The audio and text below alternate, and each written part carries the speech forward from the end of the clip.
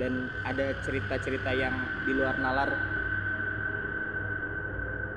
Sampai akhirnya gue bisa ketemu sama salah satu sosok.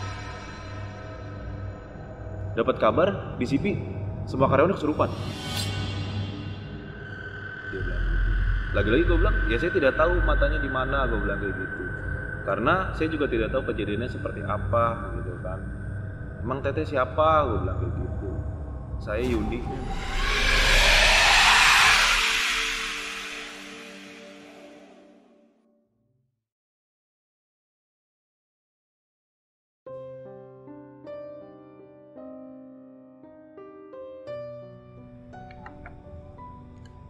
Assalamualaikum warahmatullahi wabarakatuh. Selamat malam, bala di luar nalar. Semoga selalu senantiasa diberikan kesehatan oleh Allah Subhanahu wa Ta'ala. Balik lagi dengan gue, RJ Mutakin. Yang kali ini kita ada di segmen diskusi misteri. Kali ini gue kedatangan sahabat lama gue sebetulnya, teman lama yang udah mungkin beberapa tahun ini nggak ketemu. Kita langsung kenalin aja ya, Bang Tile. Ya. Silakan Bang Tile. Oke, gue Tile.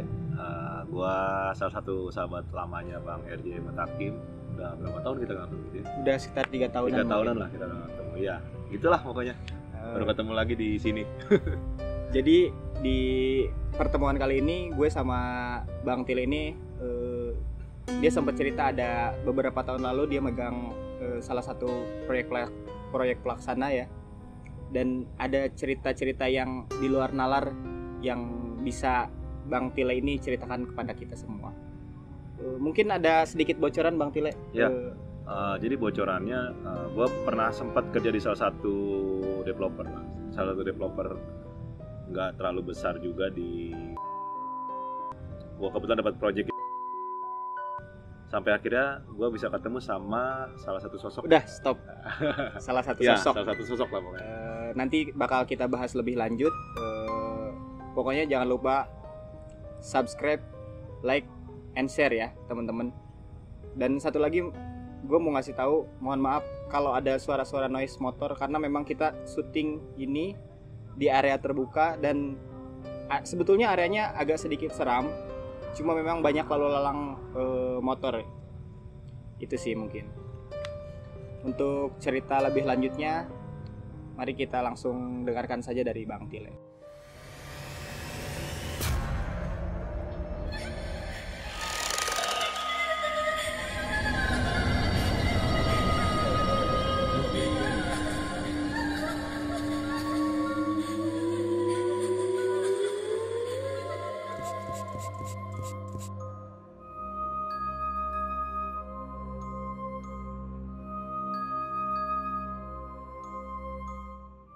Silakan Bang. Ya, jadi gue itu pernah kerja di salah satu perusahaan properti lah. Salah satu perusahaan properti yang ada di. Belum terlalu besar sih perusahaannya, cuman memang banyak cabangnya gitu. Ada di mana-mana, ada di Kabupaten, ada di Tangerang, ada di mana gitu kan. Nah kebetulan gue sendiri itu waktu itu dapat project pertama gue di. Setelah dari Bogor gue dioper ke Kabupaten. Kebetulan gue dapat project perumahan lah, nggak berapa banyak, cuma hanya sekitar 20-30 unit lah gitu. Nah saat itu gue seneng lah karena posisinya dekat sama tempat tinggal gitu kan. Tapi memang di wilayah tempat gue bekerja ditempatkan itu, gue tidak tahu banyak lah sebenarnya seluk-beluk tempat itu ya, area itu seperti apa gitu kan, entah bekas apa atau apa. Intinya ketika gua datang itu udah jadi lapangan bola tadi. Lapangan sepak bola, tapi sebelumnya gua tidak tahu ceritanya ada apa di situ.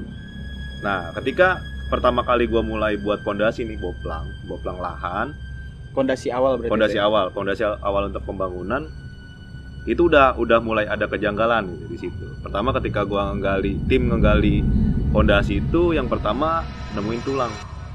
Ya, nemuin tulang. Kita masih positif sama tim. Pertama kita pikir itu cuma mungkin tulang hewan lah atau tulang ayam atau apa yang udah terkubur lama gitu kan. Akhirnya kita pindah dulu galinya, jangan di situ. Kita pindah lagi, ternyata nemuin tulang yang sama. Berarti di area yang berbeda ada tulang lagi. Ada tulang yang sama lah pokoknya.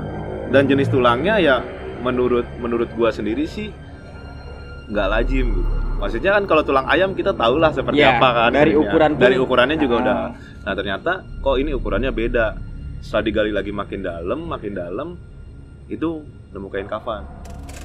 Ya, wah gue merinding nih ngomong. Gue ngomongnya merinding karena itu salah satu kejadian yang nggak bisa gue lupain. Nemu kain kafan, digali itu sekitar 1,5 meter itu udah ada kain kafan. Terus kita makin gali lagi karena penasaran kan. Kita penasaran. Kita masih positive thinking aja tuh. Apa itu cuma kain yang memang tadinya terkubur aja gitu kan? Udah lama kita tidak tahu gitu kan. Akhirnya kita gali lagi makin dalam. Ada tangan. Kita temu tangan dulu, tulang tengkorak tangan. Tengkorak tangan, ada kain kafannya juga. Ya dari situ kita stop dulu. Akhirnya kita tanya-tanya dulu ke warga sekitar daripada nantinya kita kenapa-napa gitu. Karena kita tidak tahu areanya seperti apa kan. Historinya gimana seperti dulu. apa ya. Ya itu kejanggalan yang pertama. Kita nemuin itu, akhirnya gua coba tanya ke sekitar lah, warga sekitar gitu. Gua nanya ke warga sekitar, ternyata jauh sebelum itu jadi lapangan, ternyata memang itu pemakaman umum, tanah kuburan ya. Ya, jadi pemakaman umum, entah gimana ceritanya sama si developer yang gua kerja itu dialihfungsikan, diuruk jadi lapangan, ya udah gitu. Mohon maaf sedikit memotong. Ya. Jadi si developer ini tidak ngasih tahu ke tim kalau itu tanah apa? Enggak. Gua nggak dikasih tahu. Atau si developer juga nggak tahu. Kalau masalah itu gue juga kurang tahu sih. Biasanya kalau misalnya mau pembangunan gue pasti dikasih tahu nih areanya di sini, tanahnya bekas sawah biasanya. Nah kalau ini lapangan bola gitu.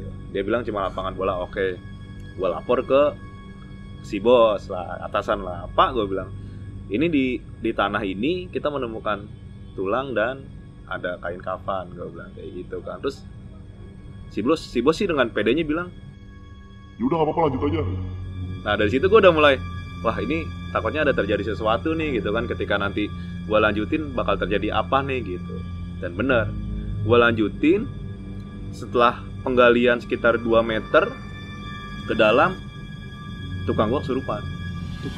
Tukang kesurupan. Itu kondisi siang? Kondisi siang, sekitar jam, kalau nggak salah jam 1:30 lah. 1:30, itu 1:30 siang itu kesurupan. Tiba-tiba abis ngegali tuh nangis. Si tukangnya nangis. Dia bilang, saya mau dipindah. Nah, kita kan di situ udah bingung kan. Yeah. Kita stop dulu lubang yang itu, kita pindah lagi. Karena waktu itu kita pas mau ngebangun itu 10 unit. Kita coba pindah ke area yang pojokan yang ke-10, yang boplang 10. Kita coba, ya udah kita gali di situ. Kita coba mulai dari sini dulu gitu. Jangan dari yang ujung, karena gue pikir mungkin yang kena kuburannya cuma sebeberapa gitu kan. Kita gali tempat yang lain. Ternyata sama. Berarti area kuburan itu memang luas ya. Ternyata 1000 meter itu kuburan semua. 1000 meter yang tanah gua bangun itu kuburan semua. Udah di situ, udah pas mau ngegali di yang ke rumah 10 nih. Boplang yang rumah 10. Karena kita nemuin itu lagi, setelah si tukang yang tadi kesurupan udah selesai kita netralin, udah akhirnya kita nggak berani lanjut. Akhirnya kita stop dulu. Sampai nunggu si bos tuh ngomong nanti kelanjutannya gimana gitu maksudnya. Jadi gue tuh nunggu kabar si bos kelanjutannya gimana gitu. Jangan sampai gue nanti salah nih gitu. Gue juga maksudnya nggak mau lah, takutnya nanti di situ itu ada makam yang memang ada keluarganya masyarakat situ gitu. Iya. Ketika memang nanti ada makam yang harus dipindahin, ya gue pindahin dulu gitu kan, daripada nantinya gue juga takutnya ketika nanti gue bangun rumahnya terus si penghuni rumahnya malah nggak nyaman karena tadinya tanahnya bekas kubur kan gitu kan. Gue juga nggak mau kayak gitu. Kita stop dulu selama 1 hari, tunggu sampai kabar besoknya. Nah tunggu sampai kabar besoknya, gue tuh kadang kalau pulang kerja tuh sampai malam, bang. Gue pulang sampai malam itu kadang berangkat pagi jam 8, jam 2 pagi gue baru balik gitu. Karena kan gue nungguin material masuk apa segala macam kan. Jadi gue standby lah. Ada lagi kejadian keduanya, setelah siang gue nemuin tulang-tulang, terus ketemu sama kain kafan. Malamnya sekitar di hari yang sama pas setelah azan maghrib persis setelah azan maghrib persis, karena kebetulan di areanya kotak, terus pinggirannya banyak pohon-pohon kedongdong tinggi-tinggi. Dong. Ya, di situ tuh pas maghrib, karena kita kan tidur anak-anak semuanya di bedeng kan, di bedeng itu di area lapangannya lah, di area Mesnya lapangannya. gitu ya? Ya, mereka bikin. Nah, ada dengar suara nangis. Dengar suara nangis itu habis maghrib persis. Memang posisinya di situ tuh kalau misalnya malam sepi aja gitu, sepi karena memang lapangan, terus dari ke rumah warga pun nggak dekat gitu, jauh Lumayan banget ya? ke perkampungan, jauh. Jadi dengar suara nangis, suara perempuan nangis, ya terus kita cari tahu gitu siapa yang nangis di sekitar lapangan itu. Takutnya Masih positif ya? masih positif, takutnya ada orang ke situ lah, entah terjadi ribut sama pacar atau apa, kita tidak tahu. Kita telusurin 1000 meter itu yang memang sudah kita rapiin lah jalannya apa segala macem, ternyata tidak ada orang. Itu masih nangis itu cukup lumayan lama, sekitar 20 menit sampai 25 menit. 20 menitan. Iya, kita cariin terus nggak ada. Ya udah, kita masih positif thinking, mungkin warga kali berantem atau apa, mungkin suaranya gede kedengeran sini kan. Ya udah, kita balik lagi ke mes. Dia lagi ke mes sama anak-anak semuanya sambil nunggu material datang. Nah, tepat jam 10 malam itu kedenger lagi suara nangis. Nangis lagi. Kedenger Jam lagi 10 suara malam. nangis. Jam 10 malam. Nah, itu kalau itu nangisnya nggak di sekitar lapangan, Jadi tapi ada di dalam rumah contoh. Di dalam rumah contoh itu ada yang nangis. Kita telusurin semuanya, kita sampai dengerin di pintu, kita kuping kayak gini, kita dengerin semua, bener jelas ada suara orang nangis.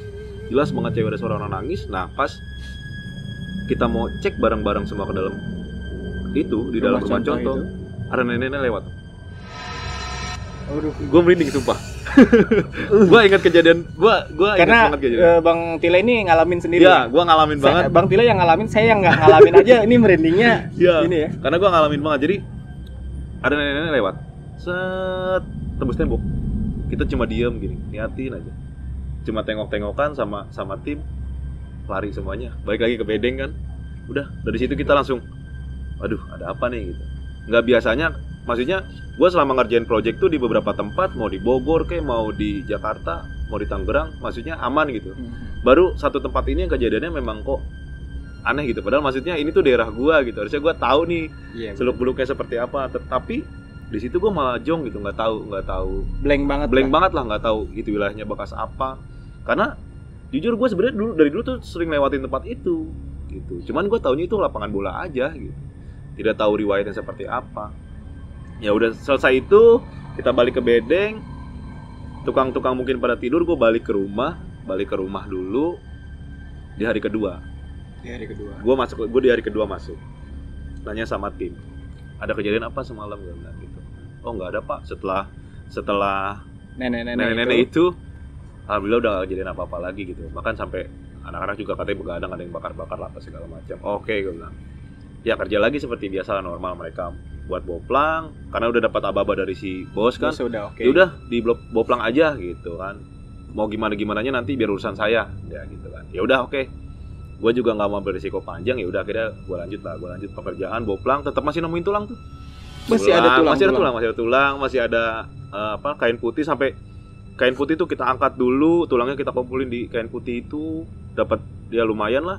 Akhirnya kita cari makam umum terdekat, kita minta izin sama RT RW, ya kita galin di situ lah. Dipindah. Cukup lumayan banyak lah, sekitar 7 sampai 8 lah. 7 sampai 8 kain putih masih ada tulangnya semua. Nah itu. Yang pasti sih ada satu yang tangannya masih utuh. Cuman memang sudah kepotong lah. Kayaknya iya, dimakanin. Karena kropos mungkin ya. Dimakanin. Cuman tangannya masih jelas, terus kayak tengkorak masih ada. Kalau itu 88 tengkorak masih ada. Cuman ya itu udah kropos lah, udah pada pisah-pisah semua. Gitu. Dan gue juga nggak tahu, mungkin masih ada yang kesisa di situ kayaknya sih, sampai sekarang masih ada yang kesisa situ. Terus di hari kedua tuh kita pindahin dulu sampai Juhur, sudah izin RT RW, kita pindahin ke makaman umum dekat warga sampai Juhur sudah selesai. Lepas Juhur kita mulai lanjut kerja, anak-anak semuanya kerja. Karena posisi lapangan itu ada dulu tuh PT sih, sebenarnya bukan PT apa CV ya, kayak CV kabel gitu, isi cewek-cewek semua. Nah, pas ketika si tukang gua lagi lanjut gali nih di hari kedua tuh tiba-tiba ada satu cewek datang aja ke situ. Gua nggak tahu itu mau ngapain, jatuh si ceweknya, diem aja, cuma melotot, diem, nggak ngomong, nggak apa. Ditanya kenapa teh, ada apa teh, ngapain kesini, itu cuma diem, matanya melotot aja, melotot doang gitu kan. Akhirnya si tukang tuh udah curiga, panggil gue ke kantor. Pak dia bilang, kenapa sih gitu kan. Gue bilang kayak gitu, itu di belakang ada anak perempuan, dia bilang, dari CV katanya, dari tempat PT, di belakang tiba-tiba jatuh terus cuma melotot aja gitu. Kita tanya, diem. Ditanya mau ngapain, diem gitu kan. Akhirnya gue cek ke belakang, bener dia lagi diem aja, cuma diem, nggak tahu. Terus tiba-tiba udah sadar lagi, dia bingung. Saya ngapain ya di sini? Saya juga nggak tahu gitu, teteh ngapain di sini gitu. Sedangkan ini kan kita lagi ada pembangunan gitu, sangat berbahaya lah ketika kita lagi ada pembangunan, teteh kesini gitu kan. Takutnya nanti kita lagi gali lubang, teteh masuk ke dalam lubang atau apa segala macam gitu kan. Akhirnya dia balik lagi mungkin ke tempat kerjanya. Selang beberapa menit dari situ dapat kabar di CV semua karyawan kesurupan. Semua karyawan kesurupan. Ada yang nangis, ada yang teriak-teriak apa segala macam lah, pokoknya kesurupan. Dan ada satu cewek bilang, Balikin tangan saya. balikin tangan saya. Mohon maaf, gue bilang, saya tidak tahu di sini tuh ada makam Anda, gue bilang. Tapi semua sudah saya pindahkan. Belum, tangan saya masih di situ. Gue merinding nih, sumpah. ketinggalan ya. Ketinggalan. Jadi tangan saya masih ada di situ, dia bilang gitu. Di mana? Dia tunjuk tanahnya. Akhirnya gue suruh tim coba digali. Akhirnya ketemu ada tangan. Yang ini bukan tangannya, saya bilang kayak gitu. Iya, itu tangan saya. Tolong dikembalikan tangan saya. Dikembalin kemana saya tidak tahu. Sebelumnya saya juga tidak tahu kalau di sini tuh ada rumah Anda, saya bilang kayak gitu. Terus udah, akhirnya tangannya gue ambil sama tim, dibungkus lagi sama kain putih, kita kuburin di tempat yang tadi itu pemindahan. Udah selesai semuanya. Si yang tadi kesurupan masal itu udah selesai, normal lagi. Cuman kan dari situ gue udah mikir, wah kayaknya udah nggak beres nih gitu. Gue baru hari kedua aja udah banyak yang kayak gini gitu kan, ketemu tulang gitu kan, sampai ngelihat jelas nenek-nenek tembus tembok. Nah itu sampai ya terakhir yaitu ketemu yang si cewek kesurupan, terus minta dicariin tangan gitu kan.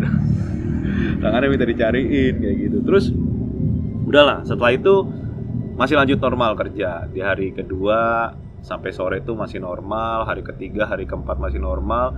Dan gue inget di hari kelima itu di hari Jumat. Gue inget banget di hari Jumat. Kayak biasanya gue datang pagi. Setelah datang pagi gue ngontrol ke lapangan, nanya anak-anak semuanya gimana, aman gitu kan. Kebetulan waktu itu pas mau pengecoran lubang yang udah memang kita buat lah boplangnya kan. Karena nggak mungkin kita pakai manual kan, karena banyak. Akhirnya kita datengin mobil molen gitu kan. Nah, mobil molen itu bisa datang ke lokasi itu sekitar jam 8 malam. Akhirnya gue pulang dulu jam 5 sore gue pulang ke rumah. Terus balik lagi ke lokasi habis isya, sambil nunggu mobil datang gitu kan. Nah sambil nunggu mobil datang, lagi-lagi dengar suara nangis dulu tuh.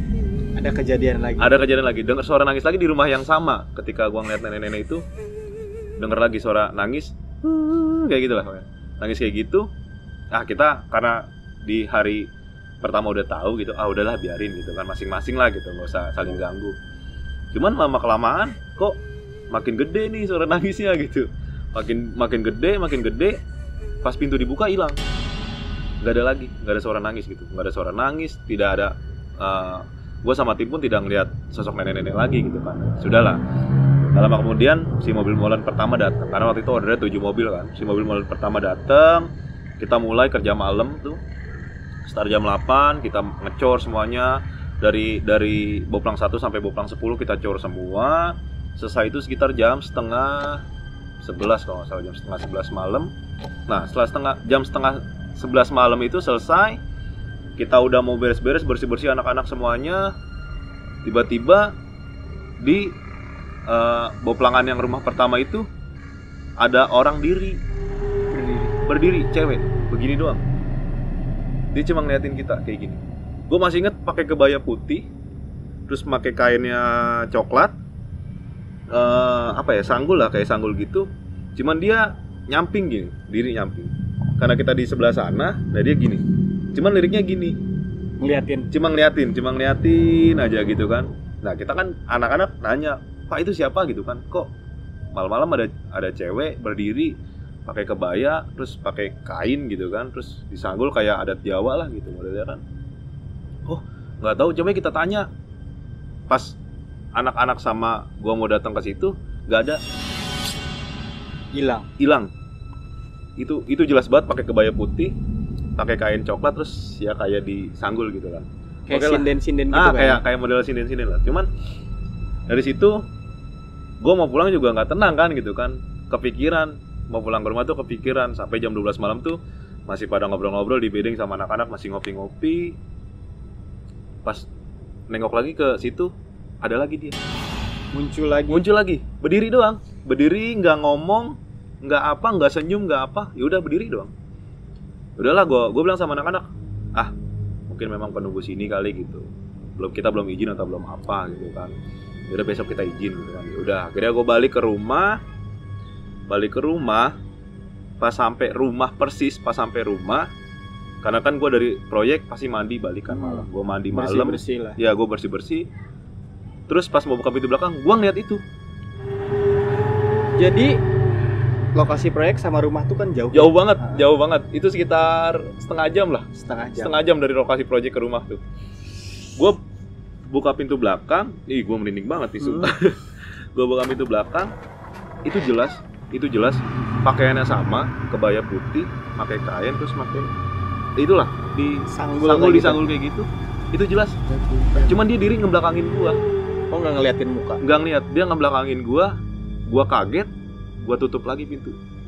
Terus gua buka lagi, nggak ada, hilang. Itu pas gua mau mandi. Akhirnya gua antara mau mandi atau enggak gitu kan. Aduh, kalau gua nggak mandi badan nggak enak nih kan, lengket karena habis ngecor apa segala macam, pasti kotor-kotoran karena debu. Akhirnya gua paksain mandi juga di belakang. Gua mandi di belakang. Ada suara orang nyanyi kayak senandung. Nggak ada lirik berarti ya? Nggak ada, cuma gitu lah.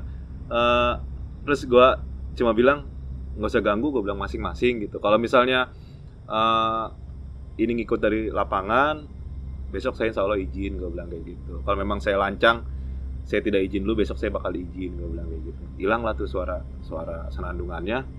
Akhirnya gue tidur. Cuman pas gue mau tidur gue mikir nih, ada apa nih gitu. Kok kayaknya gue kehambat banget, nggak kayak biasanya gitu. Kayak gue mau gue bikin project lancar gitu, dari awal sampai selesai pun lancar, tidak ada kendala apapun. Kok kenapa di sini kayaknya susah gitu. Gue padahal baru hari ketiga gitu kan, kayaknya udah susah banget.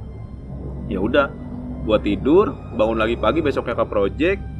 Ya gue coba, ya apa yang bisa gue omongin ya gue omongin gitu kan. Akhirnya gue ke samping rumah contoh itu kan, untuk rumah yang pertama kan, gue pelanggan pertama. Ya gue di situ gitu. Gue maksudnya karena gue tahu di bawahnya mungkin ada makam kan, nggak tahu ada berapa banyak di situ. Akhirnya ya gue sambil izin lah, gue ngomong aja sendiri di situ. Gue bilang, saya mohon izin, saya mau ada project di sini gitu, jangan diganggu, mohon diperlancar gitu kan, biar lancar sampai akhir lah, gue bilang kayak gitu. Setelah gue ngomong itu, sampai 1 minggu ke depan tuh aman. Tidak ada kejadian apapun? Nggak ada kejadian apapun, alhamdulillah aman, lancar lah sampai berdiri setengah badan tuh. Sampai berdiri setengah badan tuh, bata merah tuh udah, alhamdulillah anak-anak juga nggak ada gangguan apapun gitu. Kadang gue tanya ada gangguan nggak kalau malam, nggak ada Pak, alhamdulillah lancar. Ya udah lancar. Mungkin karena pertama gue nggak izin kali kan gitu kan ya, karena ya gue juga ngerti lah, maksudnya kita juga hidup kan berdampingan ya. Betul. Nggak jauh gitu kan. Nah dari situ udah sekitar semingguan, ada lagi di besoknya. Setelah 1 minggu, berarti di hari ke-8 atau di hari ke-9 nih kalau nggak salah. Di hari ke-9 nih kalau nggak salah tuh, ada lagi satu kejadian lagi.